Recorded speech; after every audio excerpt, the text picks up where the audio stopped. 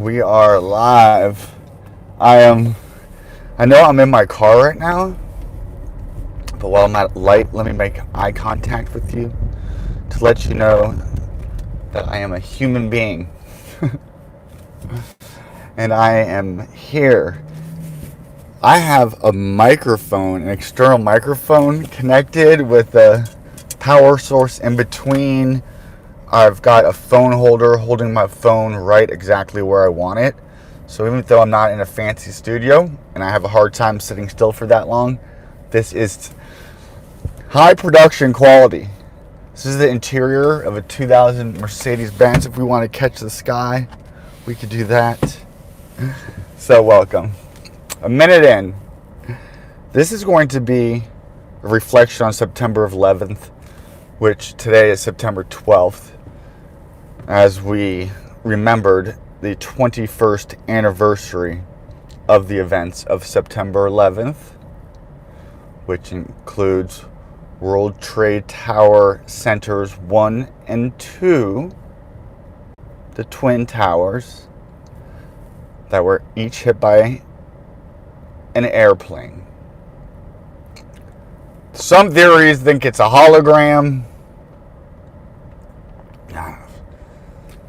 I don't want to get into that. It really doesn't matter so much on the mainstream for the overall narrative, what we want to get to. Were explosives put in the building beforehand? Very well, perhaps. Could a plane and its jet fuel melt steel? Good questions.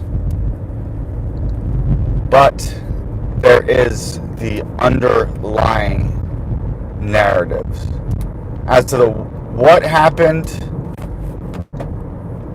In order to dive into this, one does have to do that first. But one could spend the rest of their life doing the what happened and never get to the why and the who. You know, I bet you that is probably a tactic used throughout generations. Get people arguing about stuff on this level. Oh, I have to be careful doing these things because I get so weighed down. I'm an empath. Yo, if somebody's watching, can you tell me if you could? I got this new mic, yo. Got this new mic. Hey, Tom. Happy Moon Day. Alejandro Zong. Thank you. Yeah, Thomas is my Liam, Jarrett, Thomas, Liam, TJ, and Liam is my first name. You should know that. But for protective reasons, I have to use different formations of my names in different places. Because if I get into the world of academia or publishing, I have to be coy about such things. Now, I do want to see my chat room. Can't do it.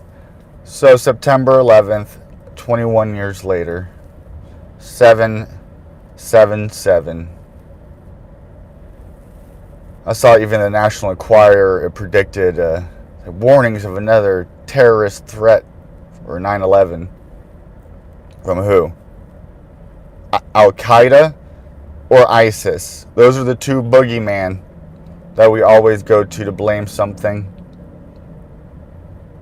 And not only were we instrumental in the formation of these things, but then in arming them, in training them, America. And then when you talk about America, that includes all of NATO and even Russia and those allies. In Syria, it's in Iran, and it gets complicated, and I try to see the big picture and put things together. I try to make things simple. That's what I want to do with this 9/11 documentary. I'm going to start doing documentaries. And 9/11 will be one. And I'm not nearly as researched. I know I'll have to do more. It will happen. But I think I could put together a story that's getting some irrefutable happenstances, phenomena documented, well known, and put together in such a way that it could be shared easily. It's hard to get people, even now more than ever, to get people to read a book this thick. But having something in text, I believe there is, and they have to burn that at least. Burning your book on the internet, erasing your existence on the internet is something that can be done very quickly.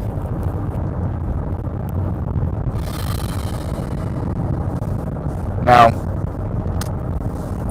September 11th, I like to go to. First, let's just talk about what happened.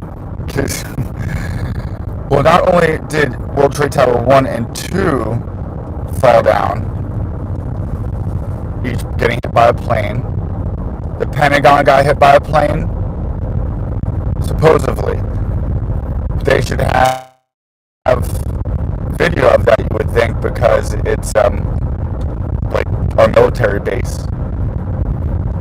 My auntie's house has more cameras running than the Pentagon did on September 11th.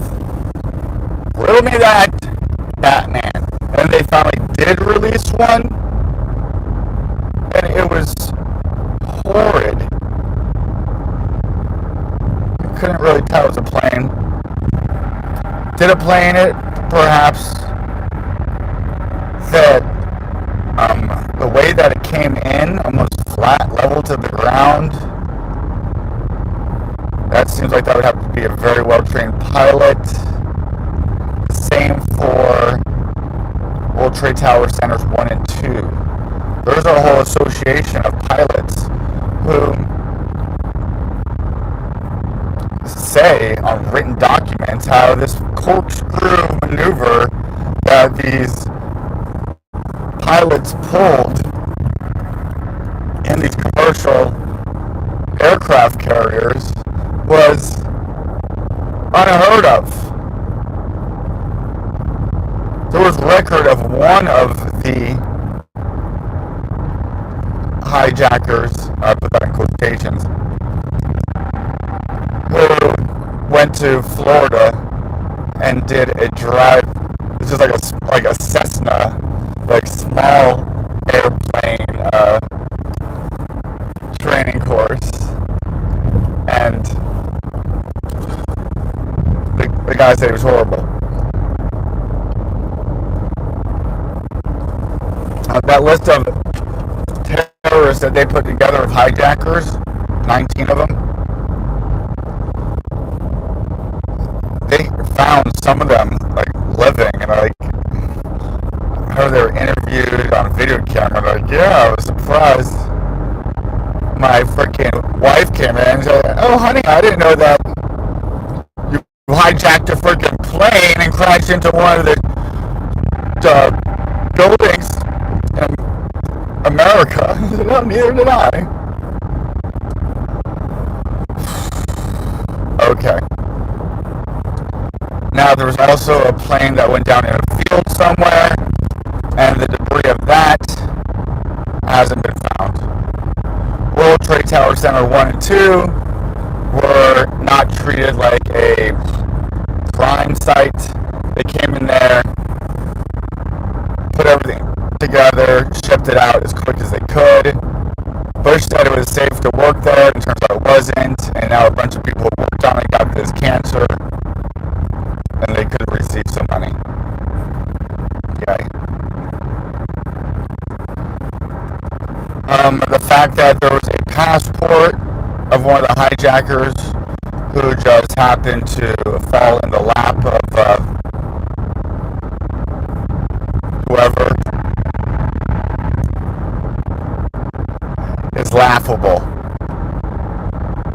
Absolutely laughable. And you can say, oh, well, there's many people who died in that, and we found an ID of theirs that wasn't burnt.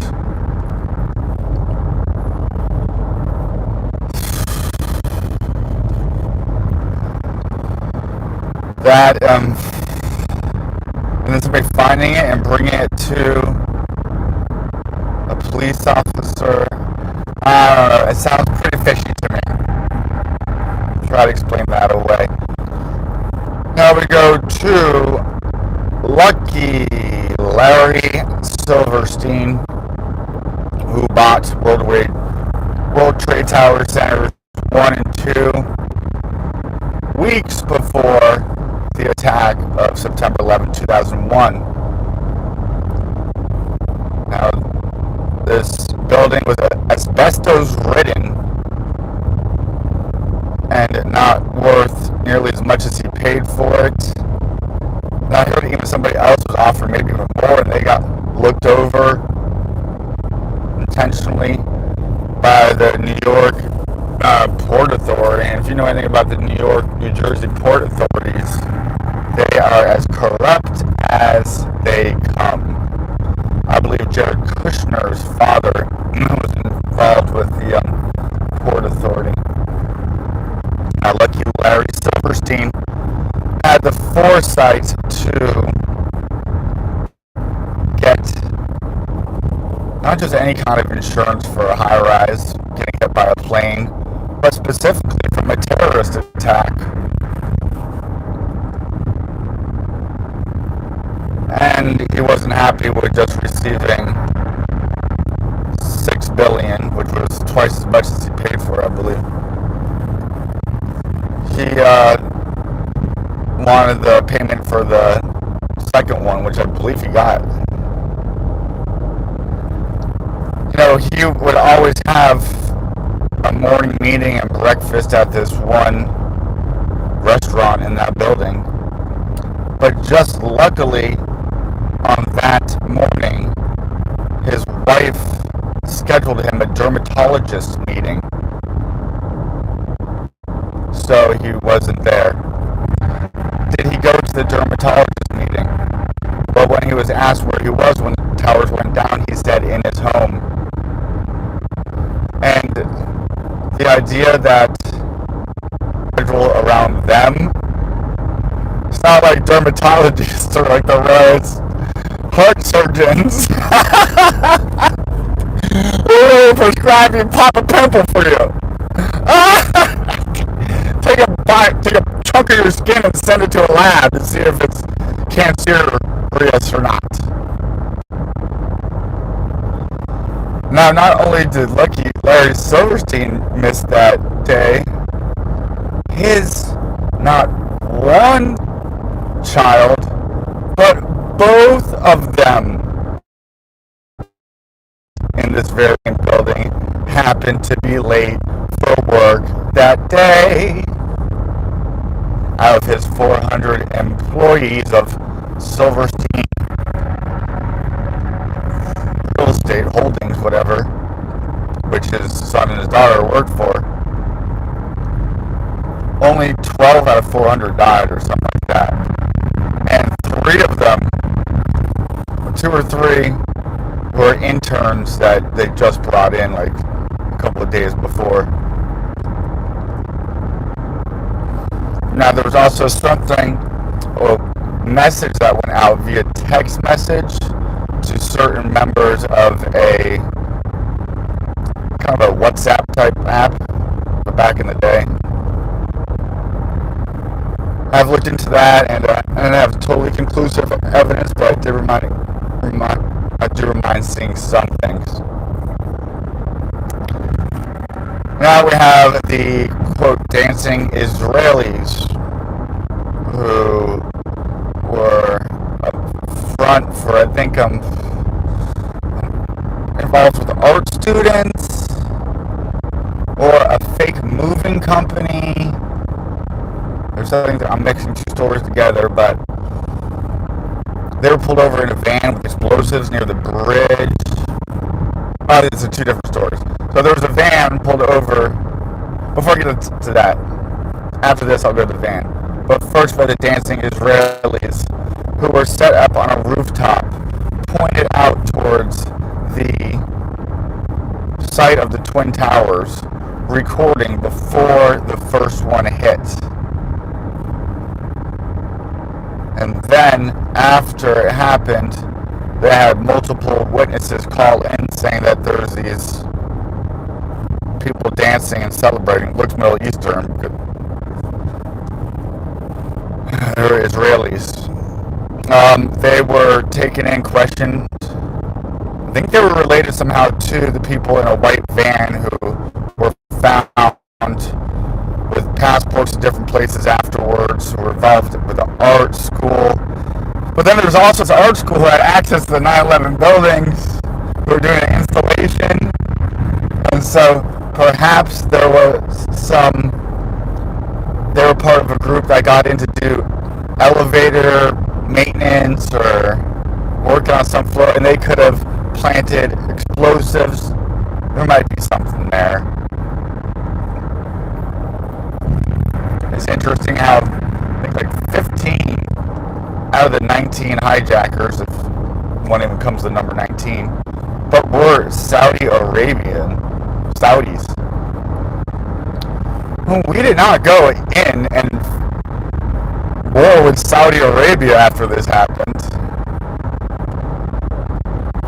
We went to Afghanistan. I'm sorry, we went to Iraq. And eventually Afghanistan. You just make up some terrorist cell and then say that, well, there are sections of them in that part, and then you just play that off. And then when you want to get on the sides, but when you create them, or when you're working together with them, they're moderate rebels. And then when that doesn't serve your purpose, then they're extreme terrorists.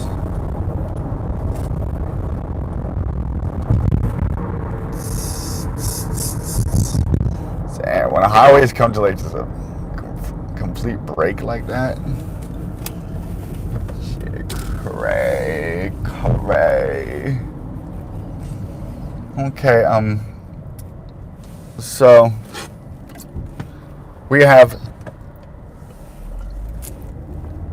they say like the 19th hijacker is all about them getting this guy, torturing the shit out of him,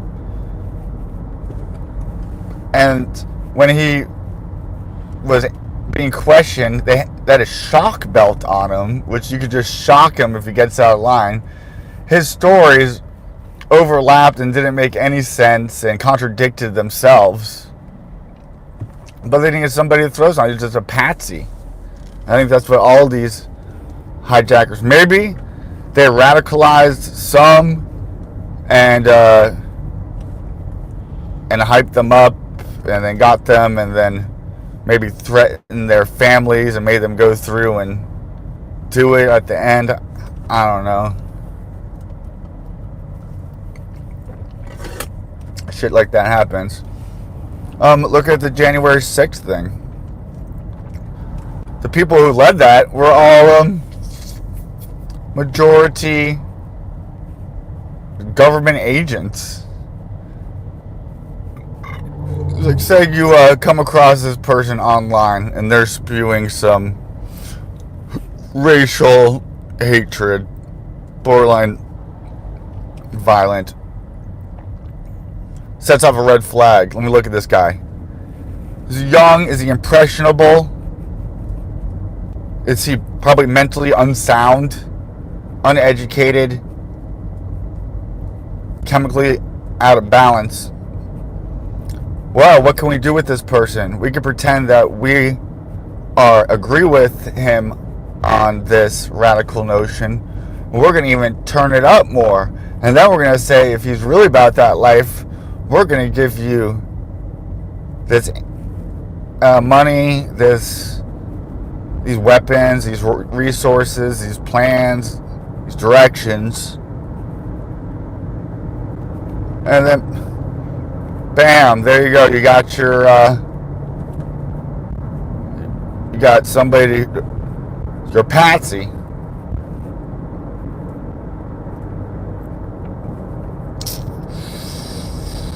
So, it's this force, this faction that has their own state that was created not too long ago, which was created by terrorists who are practicing terrorism today, who have a stronghold in our government through the CIA, I think mostly, which then I'm sure includes the FBI because they work together even though they're not supposed to. And through these blackmail operations such as Epstein, and they compromise people and get them to do their bidding.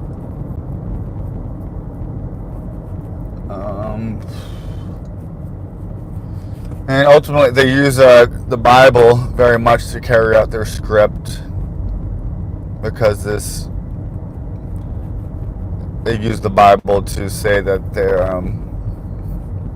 fulfilling prophecy, or get you to get on board with using your another country's military and power to fight for them, which is what ultimately 9/11 did.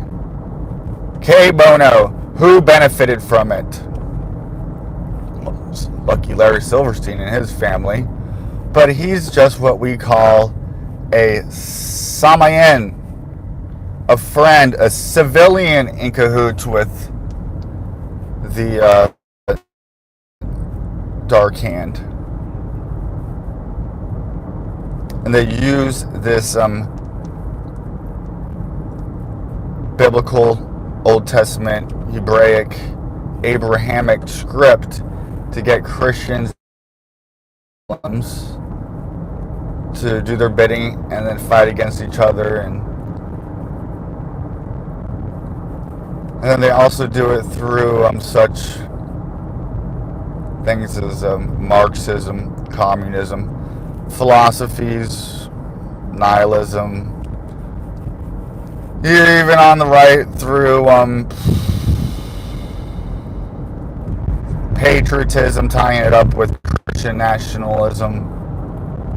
And then on the right, Marxism, communist, Bolshevism, against the ZIO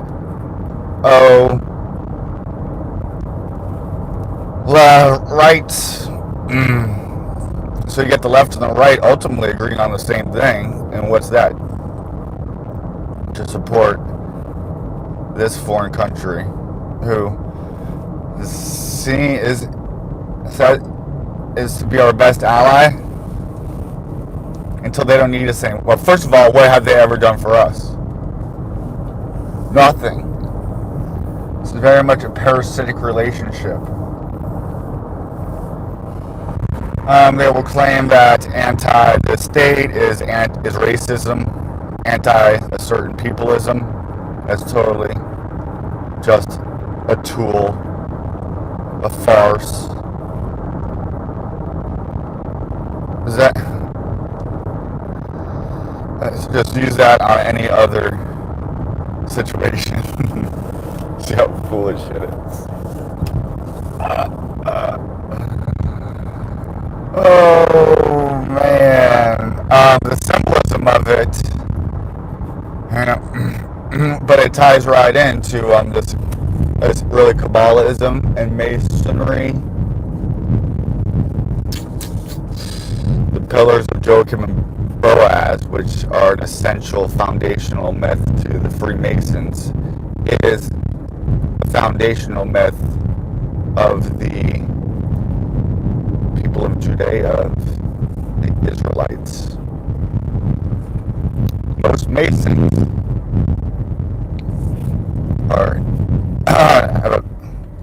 aren't freaking Israelites. So they've adopted a foreign people's religious narrative and are playing it out. It says that Solomon's temple was built with demons and non-human hands. Well, that's what the Israelites are using the Masons as the Goyim, as a Gentile, to build their own temple for them. Because they don't work on the Sabbath, they need a Shabbos Goy to do it for them. Yeah, I didn't know that this one people didn't identify as white or Caucasian until I was like 35 years old. And I've studied religious studies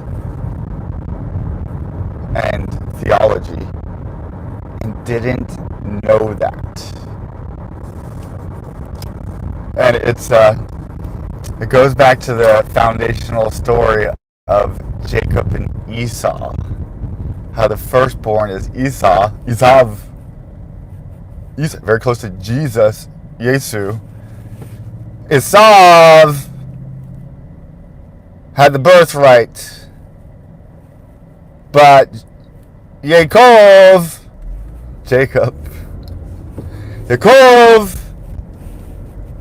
was studied Torah with his mother. I don't have a good Yiddish accent for mother.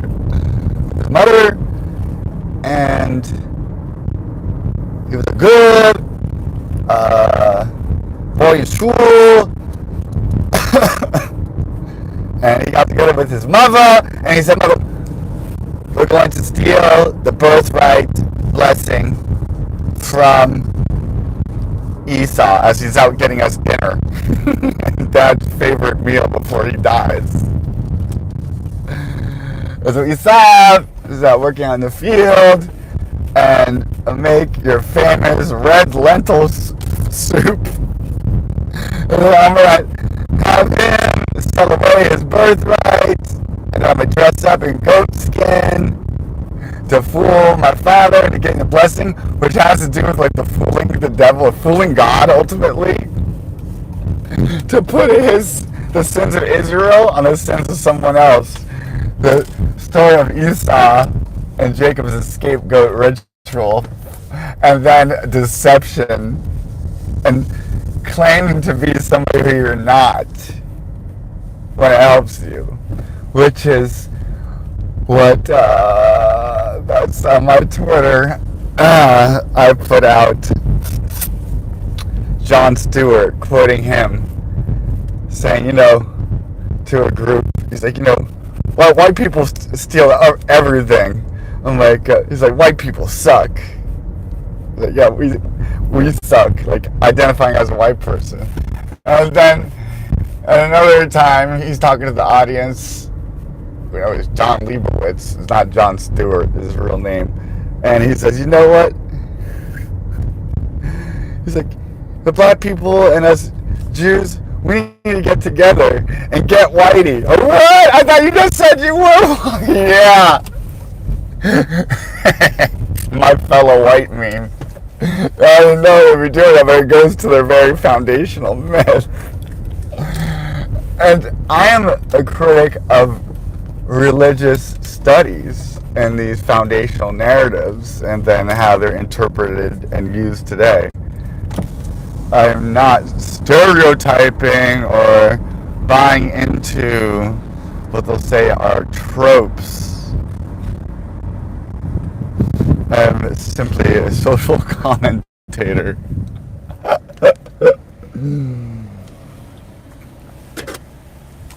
It just so happened that Lucky Larry Silverstein and Benjamin Netanyahu, Benny, were in dialogue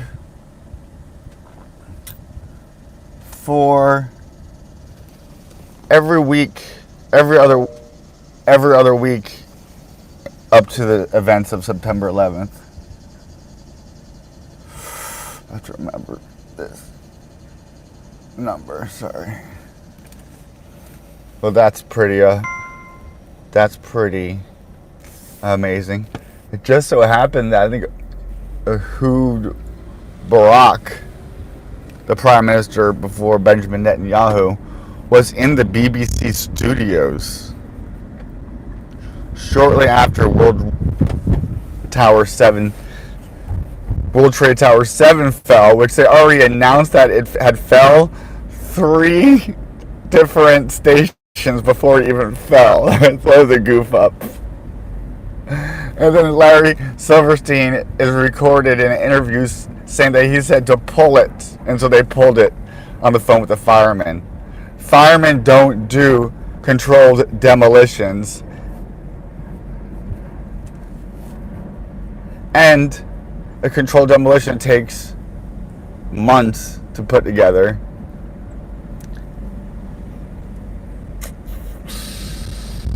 So, what the fuck does pull it mean? I heard somebody I don't know if they were a Fed or not, but on the internet they commented saying that he said pull it like pull the firemen out of the building.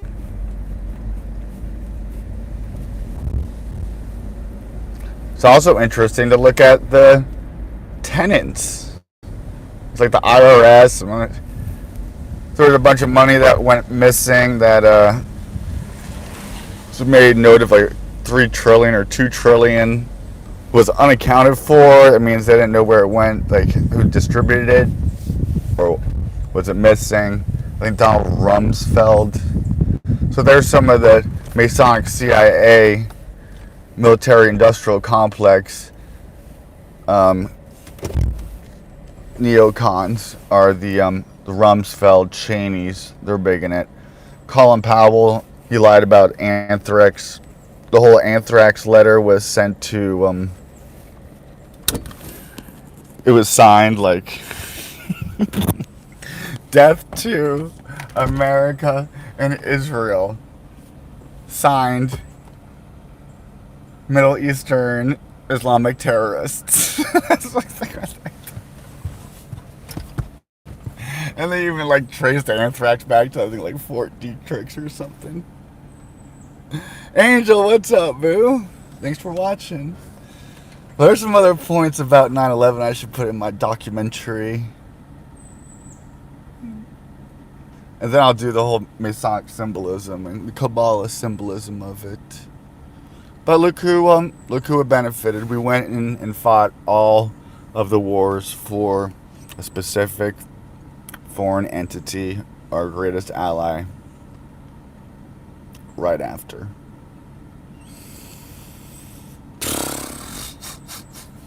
Signing off.